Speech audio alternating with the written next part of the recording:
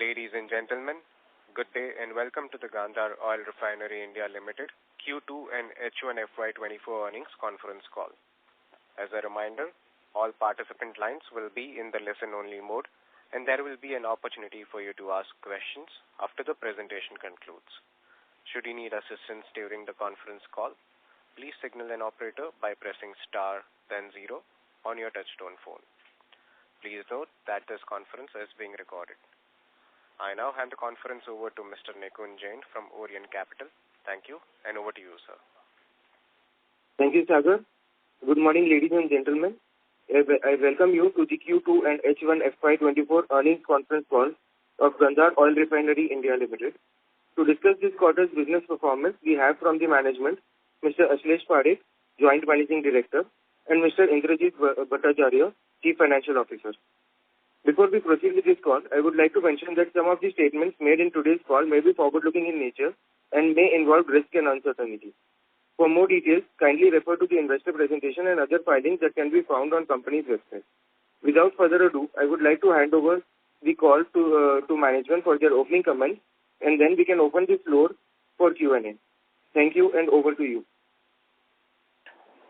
Thank you. Good morning, everyone. First of all, I would like to welcome you all to the first earnings call of Gandhar Oil Refinery India Limited to discuss our performance on Q2 and obviously H1 FY24. I would like to extend my gratitude to everybody who has taken the time to attend this call. I would also like to thank every one of you for such an overwhelming response to our IPO. Your trust and belief in Gandhar has been instrumental in making this endeavor a resounding success. I have along with me Mr. Indrajit Bhattacharya, who is our CFO, to address the queries. Before I start with the business update, I would like to take this opportunity to formally introduce to the company all the participants here. The company was incorporated as Gandhar Oil Refinery India Private Limited in the year 1992. Subsequently, the company had become a public limited company in August 2005 and the name was changed to Gandhar Oil Refinery India Limited. We are one of the leading manufacturers of white oil in India and one of the top 5 players globally, having a specific focus on the consumer and the healthcare industry. Our product suite comprises over 440 products which are manufactured across our personal care healthcare division, that is the PHPO division, the lubricants division, and the PIO, that is the process and the insulating oil division, which all the products are falling under a brand name Divyol. We boast a distinguished clientele of more than 3,500 customers spread across 100 plus countries. Our products serve as a key ingredients for top Indian and international companies used in the production of final goods across various sectors such as consumer, healthcare, pharmaceuticals, automotive, industrial, tire and rubber industries. In the specialty oil sector, the white oil market is experiencing a fastest growth. And in the fiscal year 2023, we are one of the largest white oil manufacturers by revenue and encompassing both domestic and overseas sales.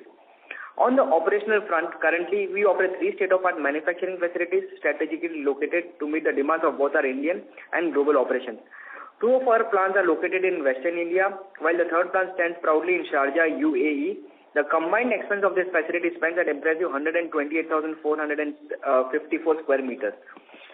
Our Silvassa plant is dedicated to production of specialty oils and lubricants, while our Taloja facility is primarily focusing on the PHPO product, which is a personal care healthcare performance product, including key products like white oils, petroleum jellies, specialized waxes, and the Taloja facility is primarily for the key murky FMCG customers and overseas sales. Lastly, our UAE plant is instrumental in crafting specialty oils for Africa, GCC and the Middle Eastern region. In our commitments to the continual growth, we are in the process of expanding our production capacity at our Taloja facility by 100,000 KL. 25,000 KL is already on stream and the balance 75,000 KL we expect to be on stream by end of this fiscal. In terms of the market outlook, we maintain a high level of confidence in India's growth trajectory despite potential challenges such as fluctuation in the raw material pricing, the crude oil pricing, demand moderation, inflation, acting as a transient setbacks. We firmly believe that the prospect of double-digit growth endures us in the long run. In conclusion, we hold a positive outlook for the rest of the year and our confidence is grounded in the belief that our strategies which center on expanding our customer base, emphasizing high margin segments and our dedication to research and development position us favorably to achieve the robust operational and financial performance in the forthcoming years. With this, now I hand over this call to Mr. Indrajit to take you through the financial performance of the company. Thank you. Thank you, Ashlesh bhai. Thank you everyone for joining the call. I will take you through the financial performance of the company for the period ended on 30th September 2023. In the quarter gone by, our consolidated revenue from operations stood at 10,010 million, 10,010 million, as compared to 10,704 million in the previous quarter.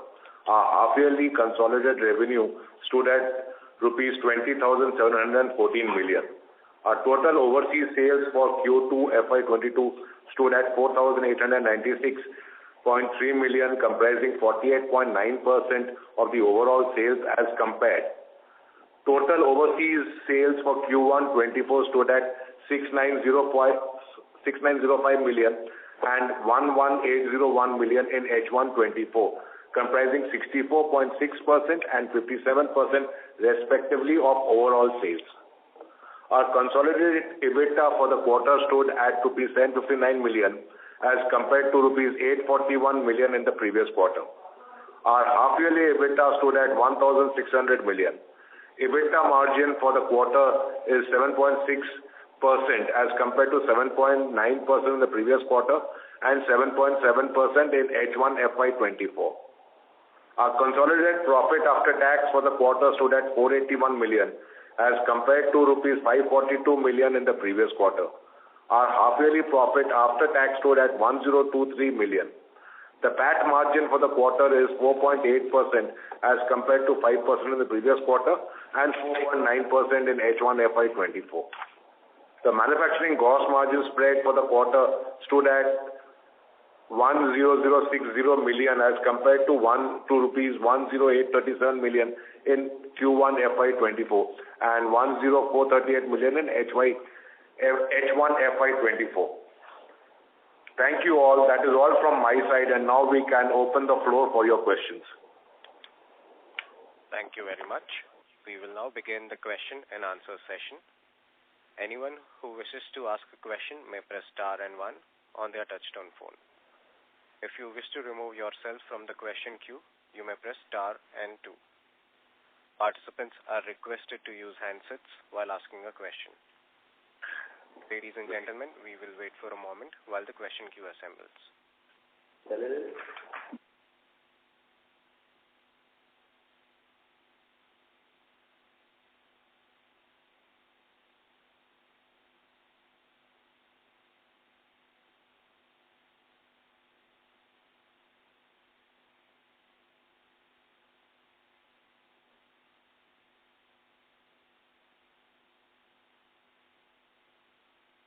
The first question is from the line of Rushabh Shah from O3 WAM. Please go ahead.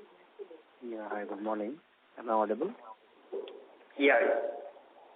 Sir, I had a few questions. So what is the term of contract with your customers you have? Let's say the term of 1 month, 3 months, 6 months. What is the term of contract you have with your customers?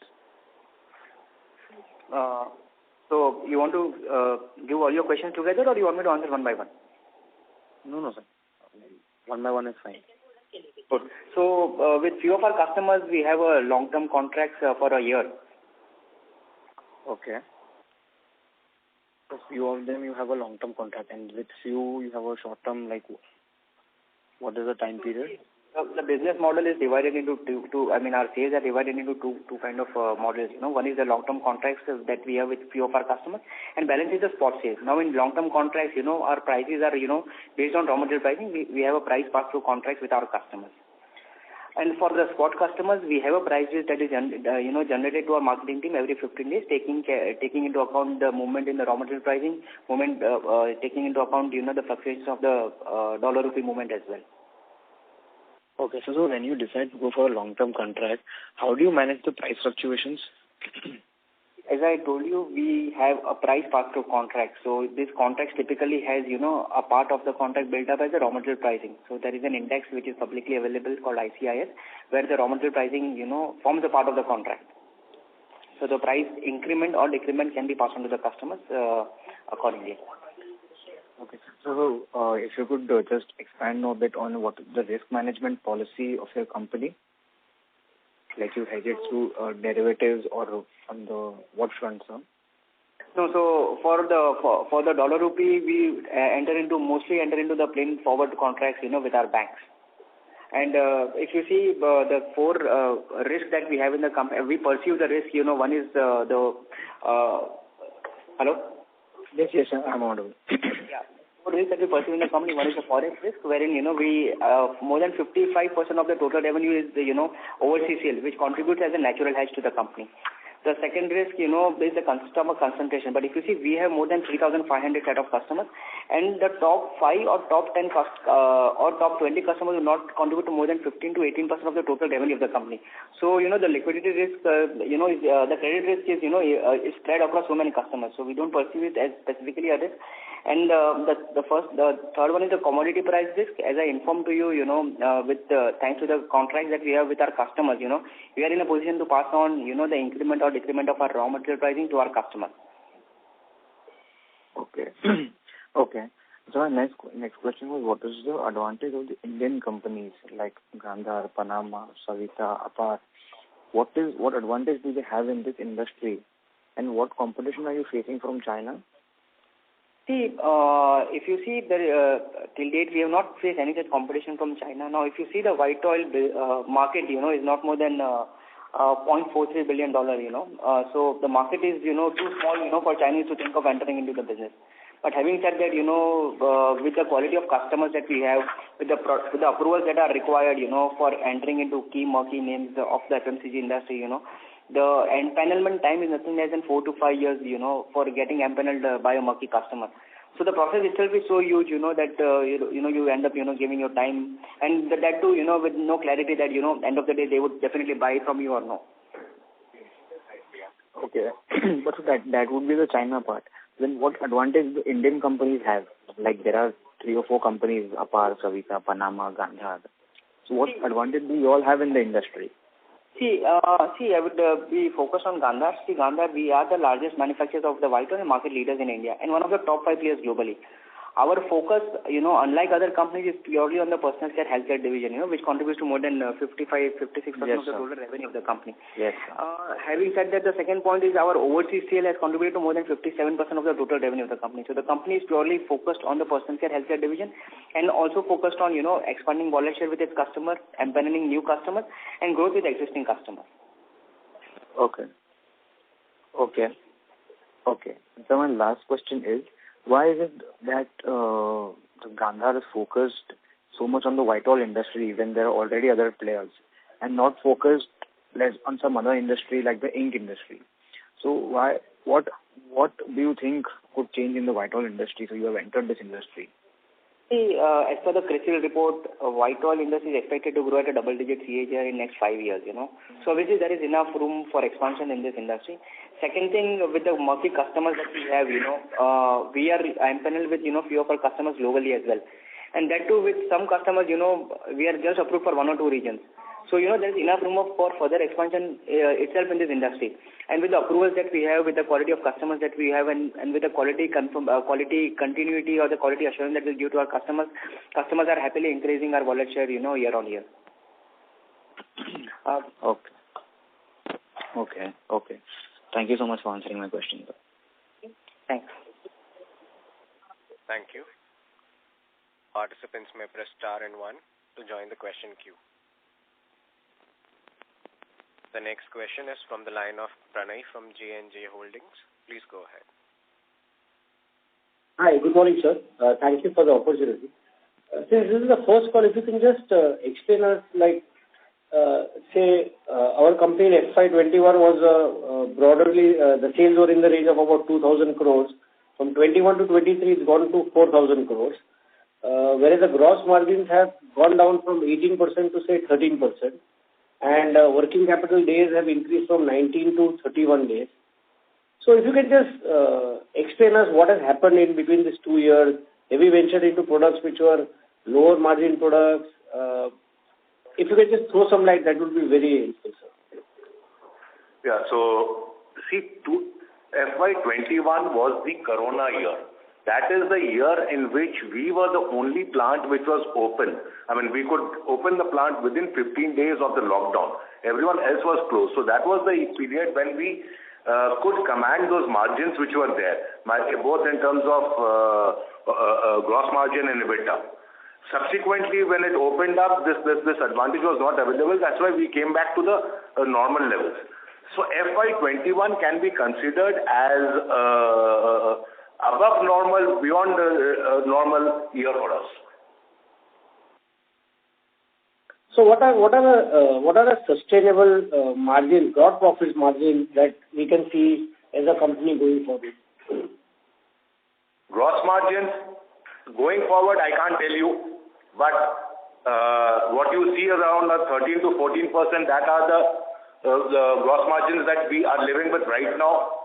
Endeavor is to improve it, but as of now, we are 13 to 14% of the gross margins which we are living with right now.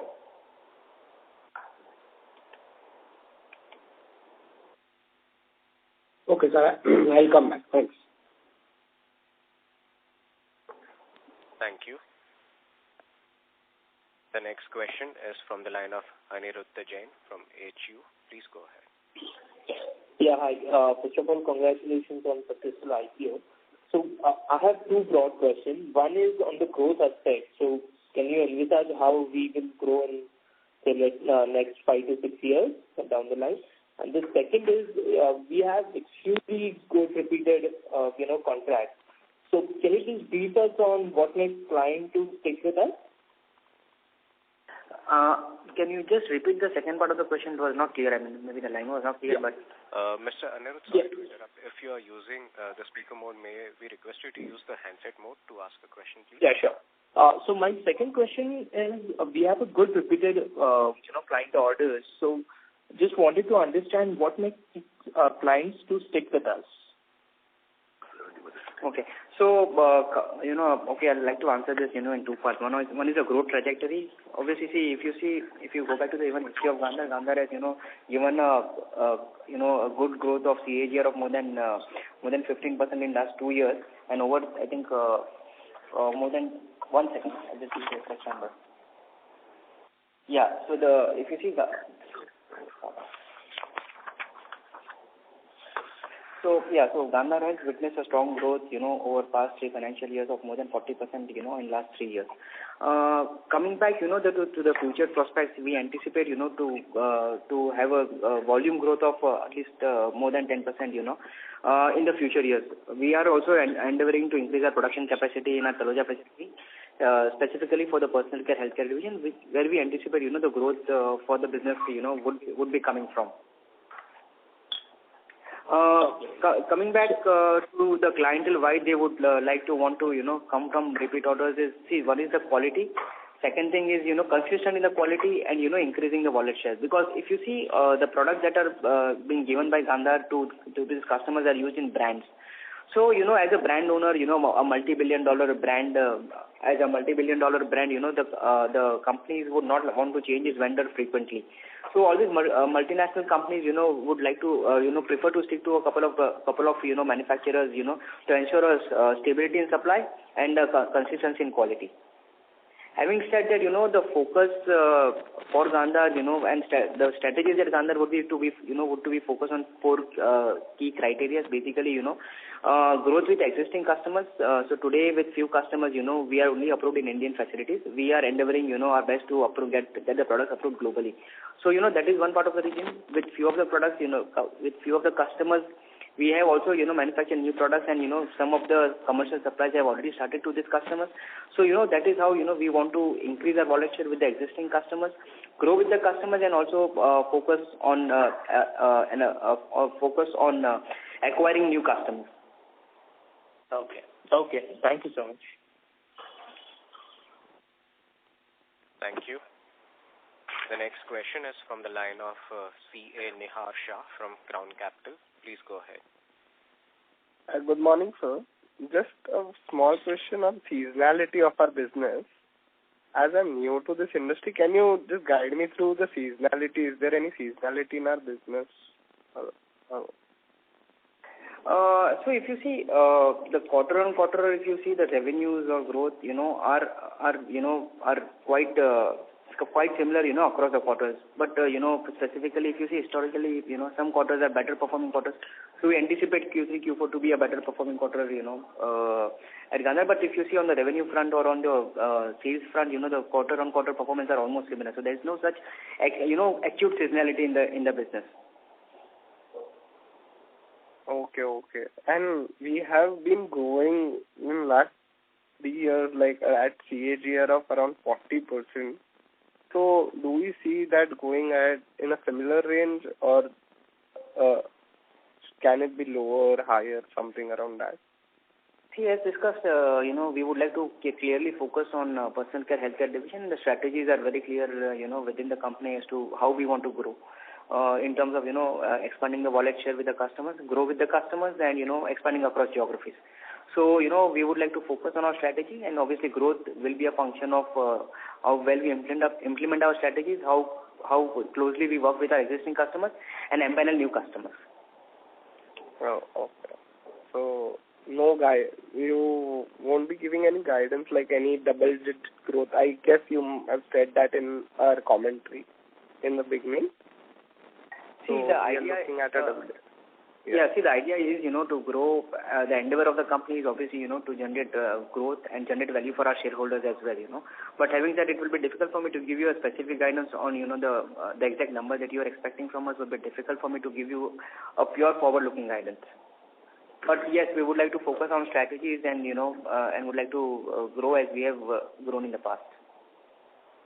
Okay. And one small, I know you won't be giving number, but can you give a ballpark number for, let's say, where we see the top line after 3 years from now? A ballpark figure. See, Hello? Yeah. Top line is a function of the raw material pricing as well. But, if you go back to the history at Gandhar, we have generated, stupendous growth in terms of revenue as well as volumes as well. So we would like to focus on, increasing our volumes in the future with our strategies that we have. Okay. Thank you. Thank you so much. Thank you.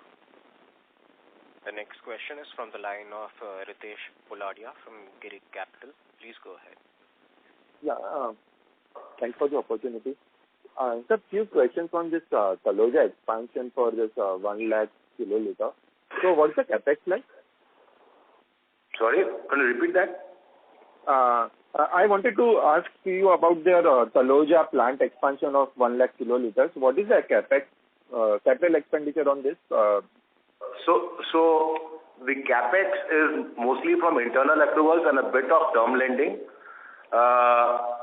1 lakh kiloliter will roughly cost around 6,000 rupees a KL, 6 to 7,000 rupees a KL, and is expected to come on stream by the end of this financial year. So 60-70 crore would be a capex for this plant. Exactly. And your gross margin is about 10,000 KL. Per KL. Yeah, rupees 10,000 per KL. Yeah. So it's like even on EBITDA basis, you recover your investment in 1 year. Is that the economics behind the business? See, the endeavor, we are putting up the capacity, taking care in mind our future growth prospects. So, the idea is, to utilize this capacity over next couple of years. So, it's not that, on the first year of setup, we'll be using the full capacity to the brim. Obviously, the capacity utilization will happen spread across couple of years. Absolutely. That I perfectly agree with you. I just wanted to know that at peak capacity utilization, you recover money in 1 year's time of your investment? Yeah, so if on a hypothetical basis you're talking, I use the entire 75,000 KL in the first year, yeah, probably 1.5 years will recover it. But the point is, we will not be able to do that. See, just because I have additional capacity of 75,000 KL doesn't mean I'm going to sell one entire 75,000 KL in 1 year. It will take me 2.5, 3 years to utilize, come up to about 80-90% capacity utilization of that 75,000. Okay, sir. In a different way, after say year 3, to the absolutely on pessimistic side, you will recover your investment in 1 year time, and that will be annual. See, the idea is, once the capacity is set up, there are, a couple of, points which we need to fix in terms of, getting assured supply from our suppliers, strategically tying up with our customers, and then increase the capacity, and, then the capacity utilization holds up. So that's how, the increment, as Mr. Indrajit informed you, the utilization will not happen in the very first year. It will take a couple of years, to come up to 75-80% of the capacity, which were the newly installed capacities. Okay. Sir, what's the current capacity of Taloja plant? About 143 odd. 140. Okay. And do you supply from any other plant for this personal care products and pharmaceuticals, or this is a dedicated plant? The personal care healthcare industry, it's not a dedicated plant, but majority of supplies happening to this PHP industry is from our Taloja facility. Taloja plant. Okay. Thanks for answering my questions. I'll get back to you. Thank you. Thanks. Thank you. A reminder to all the participants that you may press star and 1 to join the question queue. The next question is from the line of Surya Narayanan from Sunidhi Securities. Please go ahead. Yeah. Good morning, sir. Thanks for giving opportunity and congratulations for successful IPO. Sir, one question. Our margins are lower to competitors, and we tend to believe that when that kind of strategy would be there, then obviously the volume should have been rising at a good pace, whereas we are going lower than our historical average of, on the reported half, we have grown around 6.9% volume-wise. So what would be the strategy? Is it that now we are new to this industry and perhaps the competitors have been heirs and they have established their presence and they are enjoying better margin than us? What is the sense it is coming from, sir? See, we at Gandhar would specifically focus on the personal care healthcare division, like other players in the industry, where some peers are having a major market share in the other businesses. We are the leaders of white oil in India, and we would like to grow in the personal care healthcare division. Unlike others, we carry a substantially lower inventory. If you see our inventory days, are substantially lower even amongst our peers as well. Just to give you a brief, as of FY of 34 to 35 days. So we are carrying a substantially low amount of products are available to deliver to our customers on time. One point, obviously, the idea or the strategy at Gandhar would be definitely, to there is a bit of that are increased in terms of, increasing our wallet share with our existing customers. So your voice is cracking time and again, sir. Sorry to interrupt, sir. Can you hear me? We can hear you, but there is a bit of a disconnection which comes in few seconds from your line, sir. Now is it clear? Yes, sir. Okay. So, to inform you is, the growth trajectory, we have internally set the benchmark as to how we want to grow. Now, having said that, we are definitely increasing our capacity by 100,000 kiloliters in our Taloja plant, specifically for the personal care healthcare division. The strategies of Gandhar, would be, again, to grow with the existing customers, increase wallet share with its existing customers, to develop new customers also. There are still a couple of customers, which are still not, on our customer base at Gandhar. So, the team is, consistently, in discussion with the new customers, so the new business also could come in. And also, the third growth strategy is also to develop new products for its customers. So this is where we would like to focus on our strategies and ensure the volumes of the companies are growing in the near future. Oh, my sense is that now if we segregate the base oil industry, derivative industry between the, let's say, industry, auto, and others, vis-a-vis the personal care and healthcare. So here, what I am understanding is that the competitors who are majorly present in the other aspect of, let's say, industry, auto, and others, so they are deriving better margin than us. So is it that the healthcare industry is not generating that kind of spread? Because, in FY21, the Mr. CFO was telling, the spread was 10,000, close to 11,000 in FY21. and we are still at the nearly lower to that. And first half we generated around 10,250 per kiloliter spread. So where is the trajectory? I mean, if that is the case, then obviously we should be doing more of the revenue than the margin. I mean, to get absolute higher EBITDA. Sahib, namaskar, Indrajit here. No, yes, sir. Thanks. Okay. Now, see, auto lubes is a degrowing market. We don't want to be going in that market. With the coming of the electric vehicles, we don't see auto lubes picking up. Okay. So one of our peers is bigger in the auto lubes. That's why currently they are concentrating totally on auto lubes. Another peer of ours is very high on transformer oils. We are not very keen on getting into transformer oils because transformer oils sucks up my working capital. The payment terms get hugely extended. We are also not looking into that part of it. For us, it is a plain vanilla case of we would like to take this PHPO forward and grow in this. Yes, the margins are what they are right now. They will grow as the PHPO part of it increases in our product mix.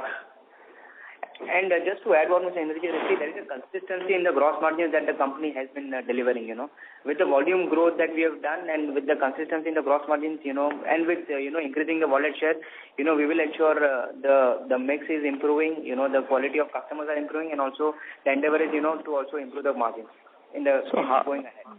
Because the Raj Petro has been taken over by the Brenntag Group, and it is a German-based company. So is it that not their reach to the MNCs, global MNCs, and the FMCG sector is better than us, so that not they are deriving, because that is of course a unlisted company.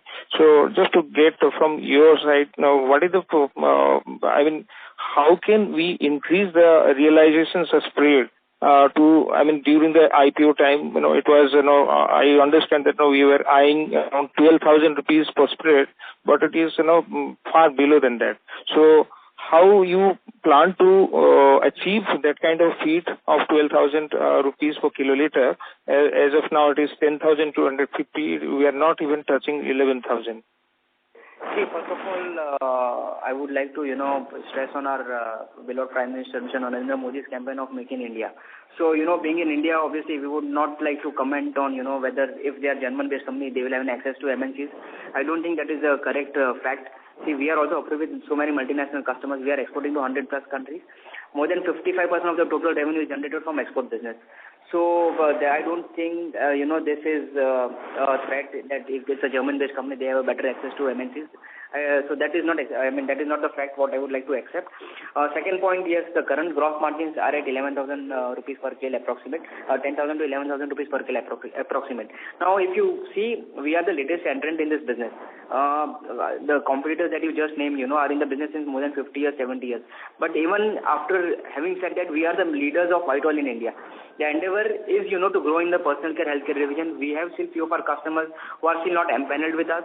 We are, striving hard to increase our wallet share with the customers, and with the strategies that we have, we have devised, for the future growth path, we should be in a position, to improve our gross margins in the near future.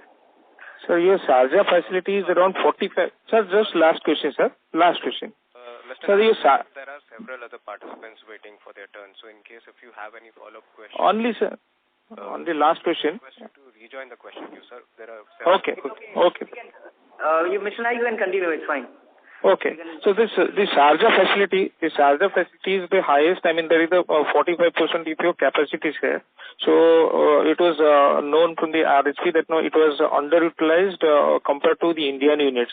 So and also during our interaction during the IPO times, it was mentioned that three leading market names were actually currently in the process of onboarding.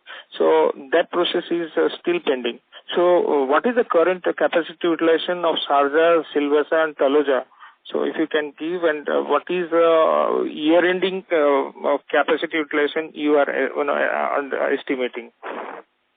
So the Indian plants are 95% plus capacity utilization. That is why there is need for capex in the Indian plants, and that is why the capacity enhancement is happening in India. The Sharjah plant is currently around 65 to 68% capacity utilization. Yes, the accreditation process with the marquee buyers over there is still going on. We expect them to be shortly completed, and we expect the capacity utilization to go higher by next year. Okay. Thank you. Thank you, Mr. Nayak. Thank you. The next question is from the line of Rohan Gupta from Nuvama. Please go ahead. Yeah, hi sir. Good morning, and to the entire team, thanks for congratulations for the successful IPO. So, sir, a couple of questions from my side. First is on our segmental contribution. So, if you can just share how has been the revenue contribution in a first half coming from the PHPO, and has it improved over the last year, FY23?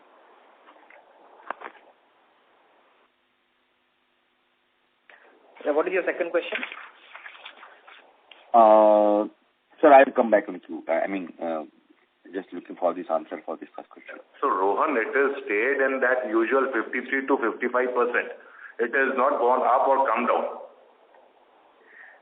So, I can tell you on a sale of 1,000 crores in Q2, okay, 521 is PHPO. So it's at 52%. And more than 72% is coming from the consumer and the healthcare sector. More than 70%, you said? Yeah. That is in first half? Yes. That is in Q2. Q2, okay. Sir, I believe that H1 also, entire first half will be roughly 70% plus coming from the PHPO? No. PHPO is 50% odd. See, 1073 crores out of 2071 crores. So 52% is PHPO. Out of that PHPO, 70% is coming from these two segments. Okay. Got it. Sir, second is just wanted to understand, is there any seasonality in our working capital? Because in Q1 versus Q2, our debtor days has gone up sharply. Just wanted to understand, is this a seasonality something, because it was 53 days in Q1 and then 67 days has gone to Q2, while FY23 was just 45 days. So there has been 50% increase is there in debtor days. So any seasonality or any particular reason for that? No, it has not gone up to 60 days at all. So, Rohan, can you repeat the number of days that you had said? Sir, I am referring to the company's presentation on Q2 FY24. Debtor days is 67 days. Inventory is 43. Yeah. So first and foremost, Rohan, these are reflection of what it is as at the end of the quarter, end of the H1. Okay. It is not a reflection of the working capital days for the entire year. We expect this to come down to the total net working capital days to come down around the 45 days by the end of the year.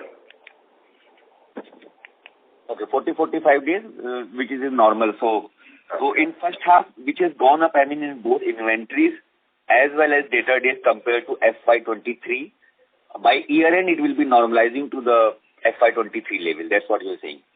That's the endeavor. Okay. Sir, on terms of gross margin, so we had been maintaining it.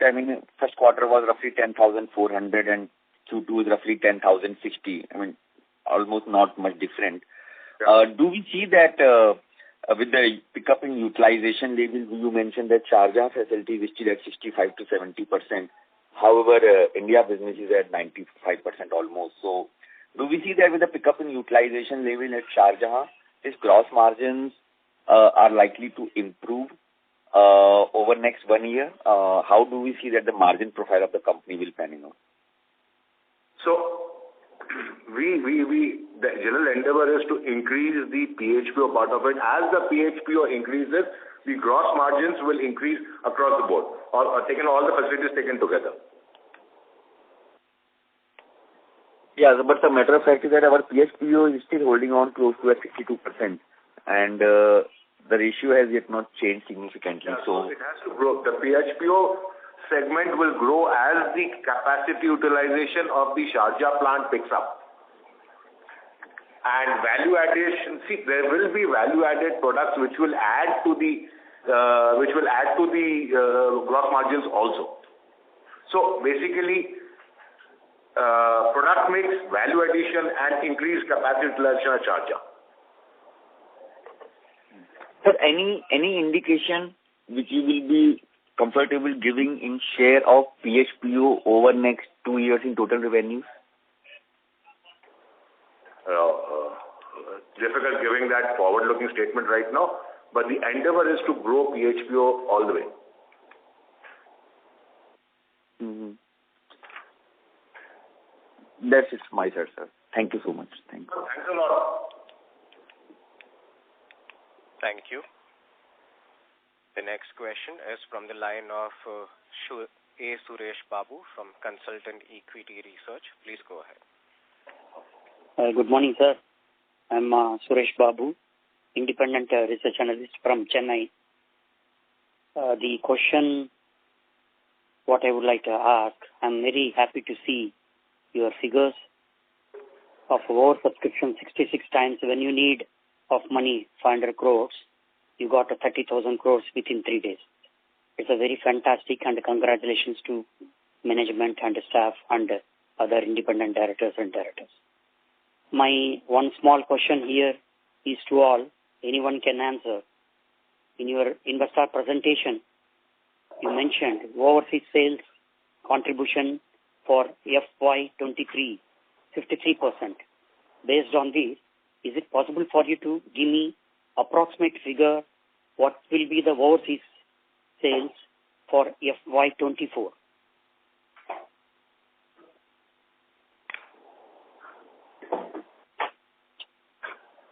So as our sales picks up across geographies, the overseas sales will pick up. It is also our endeavor to spread into other continents. It will definitely be in the range it will be in excess of 50%. This much I can assure you right now. Difficult giving any more detailed figures for the future. Okay, thank you very much. Thank you. The next question is from the line of Preetham from Wealthy Wire. Please go ahead. Hello? Yeah, am I audible? Yeah. So just had one question. So as we are saying that we expect a double-digit growth, so is it only coming from PHPO, or there will be a double-digit growth for all three segments? Because in the earlier call, you had mentioned that your transformation is actually affecting your working capital, and there is a degrowth in auto lobes. Where did you say is the where did you say you saw the degrowth in the auto loops? Really, in previous call, I suppose, like you have mentioned that in auto lubricant there is not significant growth. No. So that's a degrowing market I mentioned. I didn't say there's a degrowth there. In fact, in volume terms, it has gone up a bit. There is a growth in the auto loops. See, just to add what Mr. Indrajit is trying to tell, we would like to focus on the PHPO business, which is the personal care healthcare division. The other two businesses, complete the total basket offering, for our customers. Okay, fine, sir. Thank you. Okay. Thank you. Thank you. In the interest of time, that was the last question. I would now like to hand the conference over to Mr. Nikunj Jain for closing comments. I would like to thank the management for taking the time out for this conference call today, and also thanks to all the participants. If you have any queries, please feel free to contact us. We are Orient Capital Investor Relations Advisors to Gandhar Oil Refinery India Limited. Thank you so much. Thank you, everybody. Thank you. Thank you. On behalf of Gandhar Oil Refinery India Limited, that concludes this conference. Thank you for joining us. You may now disconnect your line.